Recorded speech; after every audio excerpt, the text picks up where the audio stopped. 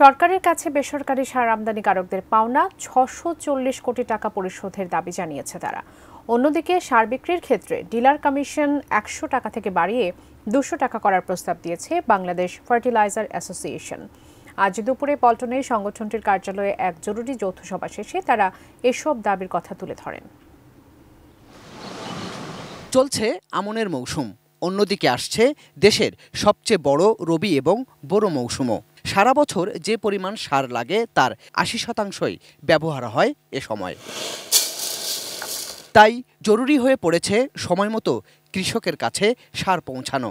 কিন্তু দেশ জুড়ে সেই দায়িত্ব পালনকারী ৫,৫০০ ডিলার হতাশ।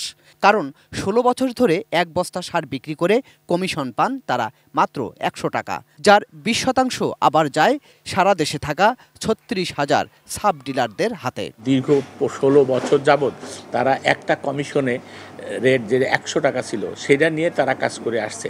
এটার জন্য বর্তমানে আপনারা জানেন যে তেলের ৮ থেকে ১০ বার তেলের দাম বৃদ্ধি পেয়েছে, পরিবহন খরচ বাড়ছে, লেবারের খরচ বাড়ছে, গোডাউন ভাড়া বাড়ছে এবং ব্যাংক ইন্টারেস্ট এক সময় এক রকম হচ্ছে এবং আমাদের যারা কর্মচারী ওনাদের সাথে কাজ করে তাদেরও ব্যয় বাড়ছে, সেক্ষেত্রে তাদেরও বেতন বাড়াতে হয়েছে। সব কিছু মিলায়ে এখন এমন অবস্থা তাদের এটা দেওয়ালে পিঠ খেয়ে গেছে। তাদের এখন এই কমিশন নিয়ে তাদের কাজ করা মোটেই সম্ভব নয়। মাঠের অলরাউন্ডার আমি, আর ঘরের অলরাউন্ডার টাইলক্স।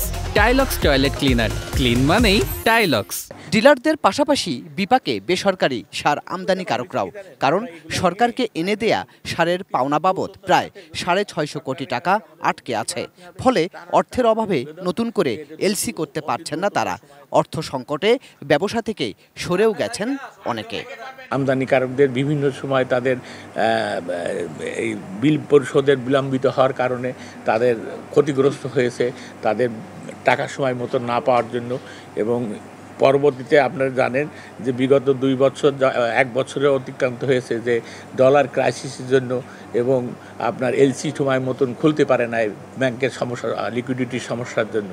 তার ক্ষেত্রে আমরা কিন্তু অনেক আমদানিকারকও আমরা এই ব্যবসার থেকে অলরেডি সরে গেছি আস্তে আস্তে করে। ডলারের দাম সমন্বয় এবং বিলম্বে বিল পরিশোধের কারণে ব্যাংক সুদ বাবদ পাওনা পরিশোধের দাবিও তাদের, যা এরই মধ্যে তারা মন্ত্রণালয়ে জমাও দিয়েছে। ব্যাংক ইন্টারেস্টের টাকা যা বিল আমরা ইতিমধ্যেই মিনিস্ট্রিতে সাবমিট করেছি। তো এটা আমরা অলরেডি আমাদের সচিব মহোদয়ের সাথে দেখা করেছি এবং অর্থ সচিব মহোদয়ের সাথেও দেখা করেছি। উনি আশ্বস্ত করছেন যে আমরা ইনশাল্লাহ আপনাদেরকে টাকা দিয়ে দেবো। উৎপাদন অব্যাহত রাখতে সার সরবরাহ যাতে কোনোভাবেই বিঘ্নিত না হয় সে ব্যাপারেও সরকারকে পদক্ষেপ নেওয়ার পরামর্শ বাংলাদেশ ফার্টিলাইজার অ্যাসোসিয়েশনের। সারের এই যে সরবরাহ যেন সুষ্ঠুভাবে চলে এবং গোলাম কাদের প্রভু, এটিএন নিউজ, ঢাকা।